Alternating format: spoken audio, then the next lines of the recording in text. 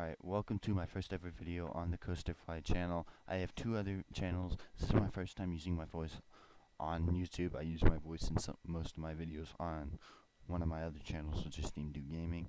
The other one is Team 2 Collectible Figures. But I decided to start a third one because those ones haven't been going so well.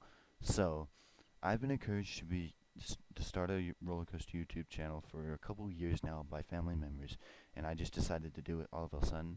And my first ever video is going to be a coaster review of review of Invertigo, because I don't know why I like this one so much. I really don't.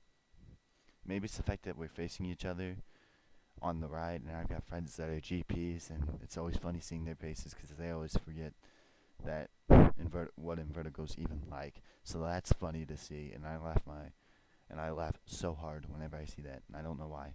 But maybe it's also the fact that it's at Kings Island, and I've been to Kings Island a lot. And also, to commemorate this being the first ever video on the Coasterfly channel, the channel profile pic is going to be Invertigo. The statistics for Invertigo, the model is the inverted boomerang from Vekoma. It is 131 feet, though I don't think it ever goes all the way up that vertical spike. I can't tell. You're going backwards up that lift hill, so I don't always tell. Why did it just go backwards? Huh.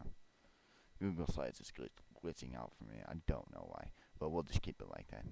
We'll figure that out later. Height, 131 feet. I just said that. Top speed, 50 miles per hour. It goes decently fast, I think. Ride time, 1 minute 30 seconds. That seems accurate. It's pretty short, but I still enjoy it. Inversions, there is 3 inversions on the track, but you go through the inversions 6 times. Once forward, 3 times forwards. Once for each inversion, 1 time backwards, 1 time forwards.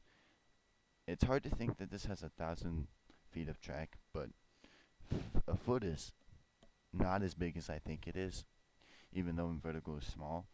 And personally, this is an off-topic note, but I think that Kings Island won't be removing Invertigo for the next couple of years. Not because it's like a widely good ride and it gets all the people. It's because it's such a small footprint that there isn't really a good ride that's like a thing right now that could replace it. Like, it's so small, like the land that it sits on. Yeah, there's a photo of it back when it used to be Face Off. I never rode it when it was Face Off. I don't know why, because I was too young. So yeah, honestly, I like the current one better. I like the current paint scheme better. It looks a little bit better in my opinion. Also, another thing to note, I don't know if I already said this already because I forgot, but Invertigo is the first ride I've ridden the past 2 times I've gone to Kings Island, because it's right at the front of the park. Like, it's easy to find, because it's generally one of the first rides you see at the park, because as you're walking into the entrance, you're practically walking under the lift hill.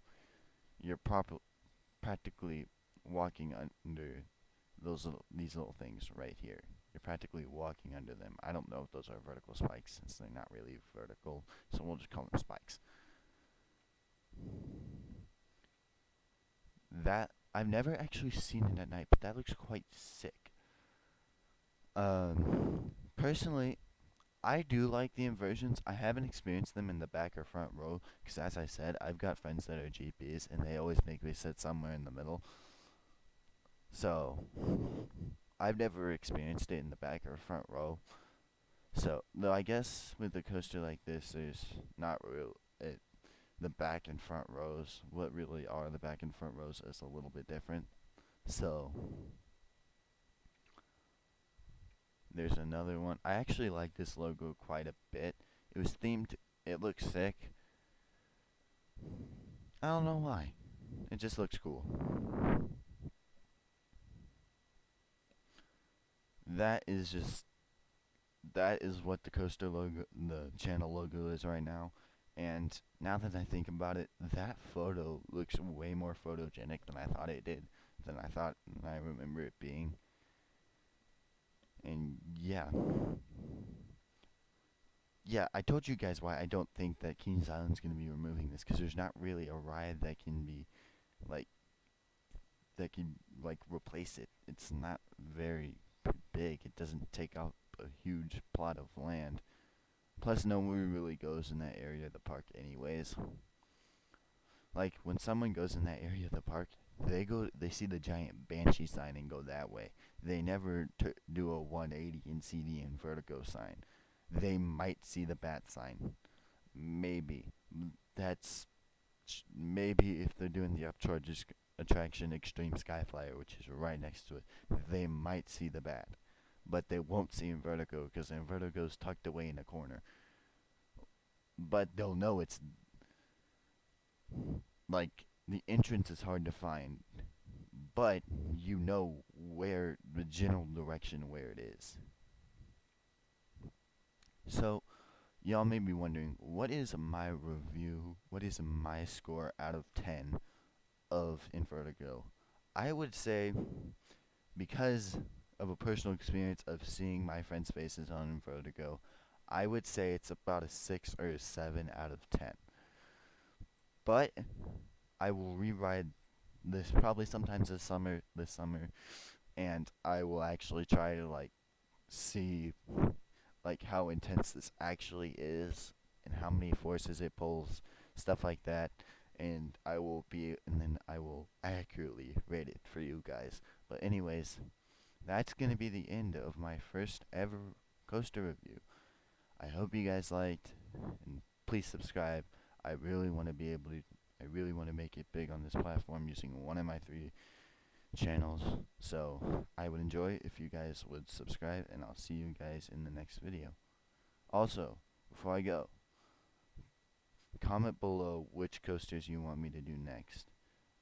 I haven't been on very many, so I'll try to do my best in sifting out ones and finding that ones I've been on.